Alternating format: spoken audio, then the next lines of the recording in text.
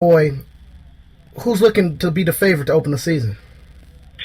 Well, actually, I don't think there's going to be a quarterback battle this fall because they moved Tanner to defense during spring camp, and it looks like Tanner was going to get a shot at quarterback if Gary Anderson had stayed around. But Paul Chryst entering the scene kind of changes things because Gary Anderson was very focused on finding guys like the guy that jumps out is Chucky Keaton, who he coached at Utah State, is a dual threat guy who can make plays with both his legs and his arm.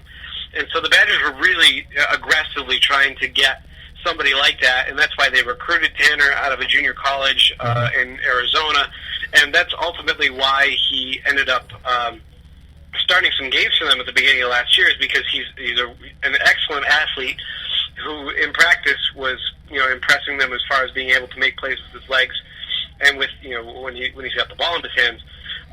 That didn't really work out quite so well as far as the passing game goes, and Joel Stavi, I think, is the better fit for a pro-style offense that Paul Chryst is going to run.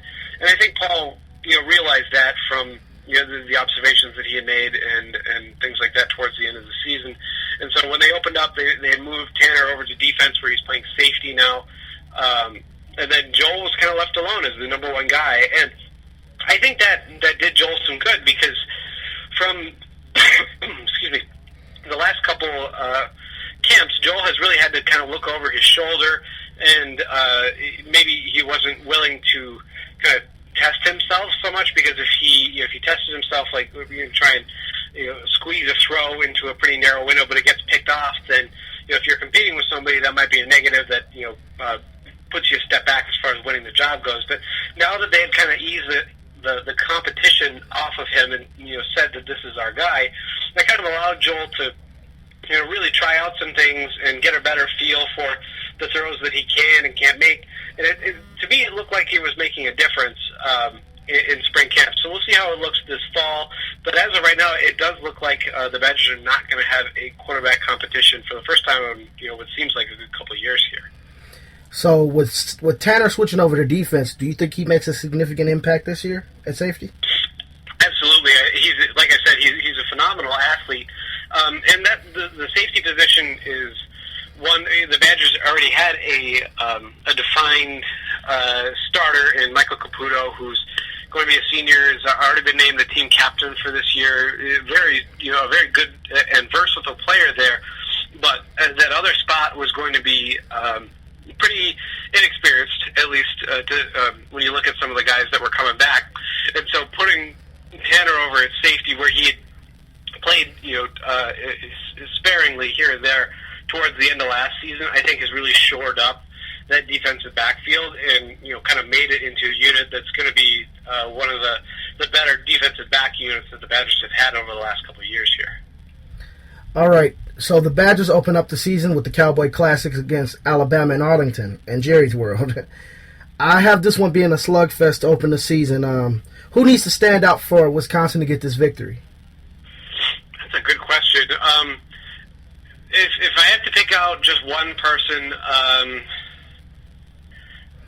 they need Clement to be who they think he can be, and so that they can establish the running game. Because the Badgers have tried to win games in the past by going to the air, and it might work for a series or two, but they're just so unproven when it comes to the guys that they have at wide receiver. And while I think that Joel Stavi has taken a step or two during spring camp, now that the kind of glaring eye of competition has been taken off of him, it's hard for me to say that they could definitely rely on them to win a big game like that at this point. And so I guess I would say Clement and the offensive line is kind of a part of that. They really need to establish the running game and really just play their game. I mean, like, they have to play their strengths when they're going up against a really tough team like Alabama. And so if they can get the running game going and kind of pick up the reasonable amounts of yardage on each play that they need to get manageable third and fourth downs, so to speak, I think that's definitely something that they need to do to be competitive in that game.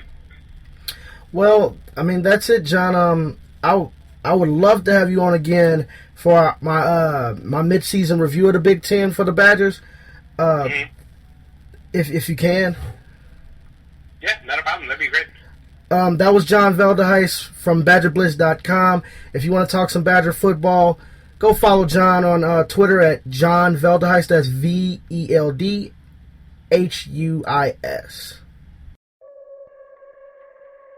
Well, that about does it. It's been one heck of a show. Huge thanks out to John Veldehuis from BadgerBlitz.com for coming on and talking Badger football with me as a part of my Big Ten preview, as well as a big thanks out to Brandon Davenport from One Take Podcast Nation for coming on and talking HBO Ballers with me. But until next week, this has been For the Love of Sports. I'm Brian Loveless, only on ChicagolandSportsRadio.com.